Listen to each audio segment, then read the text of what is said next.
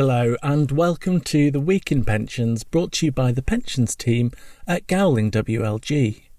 I'm Ian Chapman-Curry, and each week I bring you the latest developments on pensions law and regulation, along with general news highlights from the world of pensions. You can find out more about the Pensions team at Gowling WLG, get more of our insights and sign up for alerts at gowlingwlg.com/pensions-UK. Our first item this week is that the Pensions Regulator has published its scheme funding analysis for 2020. This covers schemes with effective valuation dates falling from the 22nd of September 2017 to the 21st of September 2018 inclusive, i.e. the Tranched 13 schemes. Out of the 1,730 valuations received by TPR up to the end of January 2020, 37% had a surplus on a technical provisions basis. The growth in assets exceeded the growth in liabilities between Tranche 10 and 13 valuation dates for a majority of schemes, resulting in a relatively increased average funding ratio on a technical provisions basis. Annual deficit reduction contributions as a proportion of technical provisions are broadly unchanged for Tranche 13 schemes. The mean average recovery plan length for schemes in deficit has decreased between Tranche 10 and Tranche 13 by 1.2 years, from 7.3 years to 6.1 years.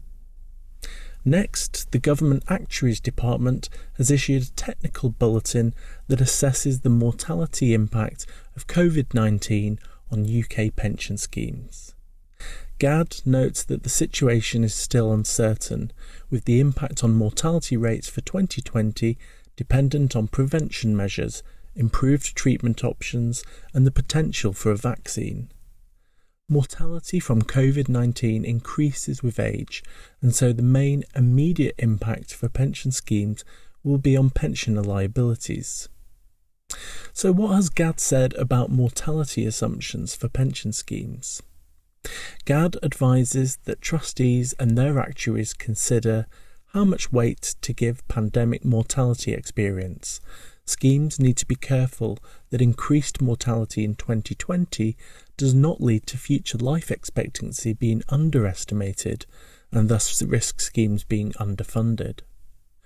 Adopting a case-by-case approach, factors such as a scheme's maturity and the geographic and demographic profile of its membership will affect how mortality rates are impacted by COVID-19, and considering a range of options.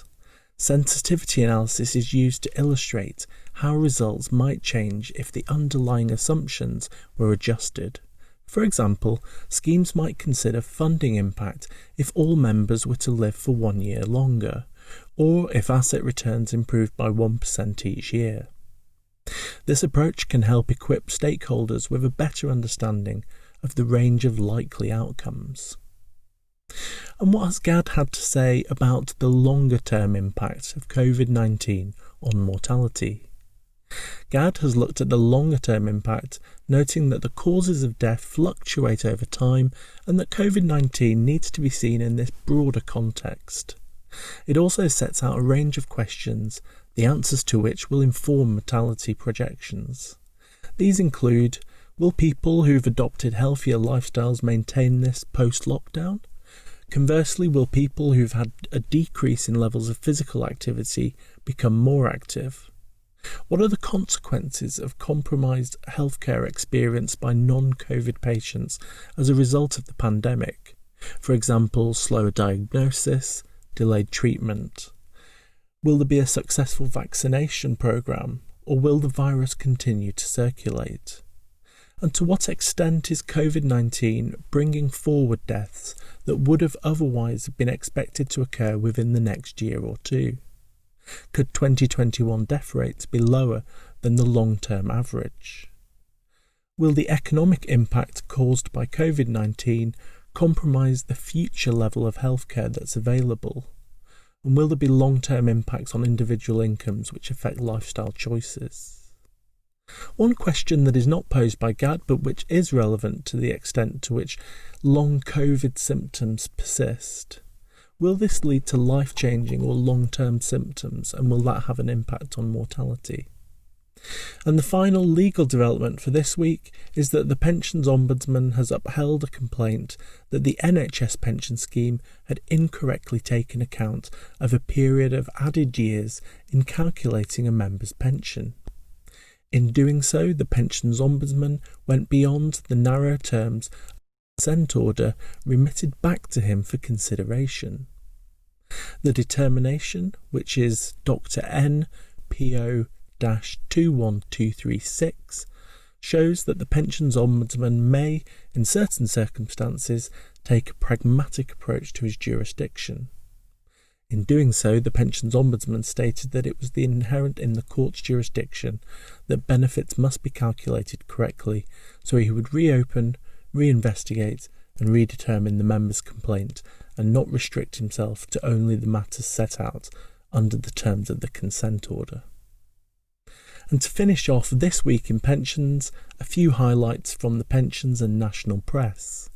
Widely reported in the industry press, the Pension Protection Fund has published the latest edition of its PPF 7800 survey, showing that deficits grew by a further 14% in July 2020.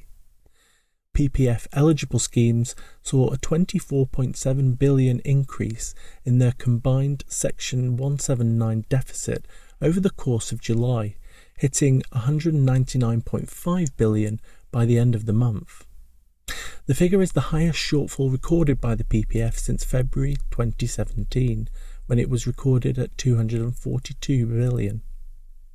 Overall, deficits have increased from 10.9 billion to 199.6 billion since the end of 2019. Employee Benefits magazine reports that 2/5 of employees aged 18 to 34 have either stopped or reduced their pension savings during the COVID-19 pandemic. This is based on research that's been carried out by Royal London, in which 2,000 employees were surveyed.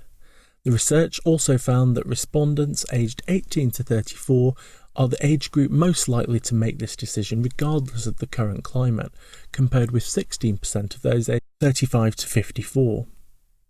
More than half of 18 to 34-year-olds cited affordability as the main factor behind them reducing or stopping their pension contributions.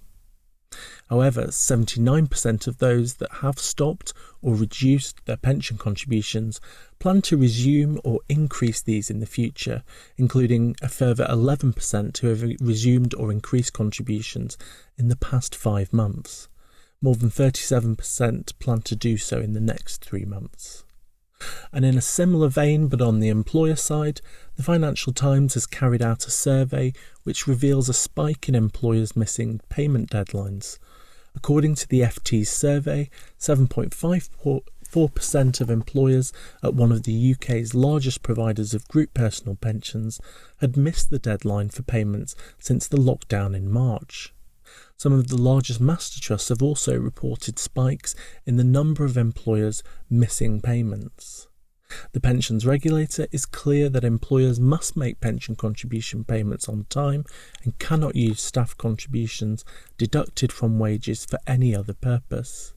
It has, however, also said that it will take a proportionate and risk-based approach towards enforcement against those who fail to meet their duties.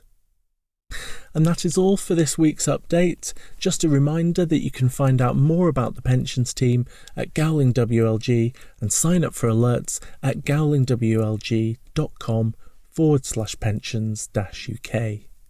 Also, if you'd like to get in touch with me, all of my contact details are available at tinyurl.com/GWLGICC. Until next time, I hope that you have a great week in pensions.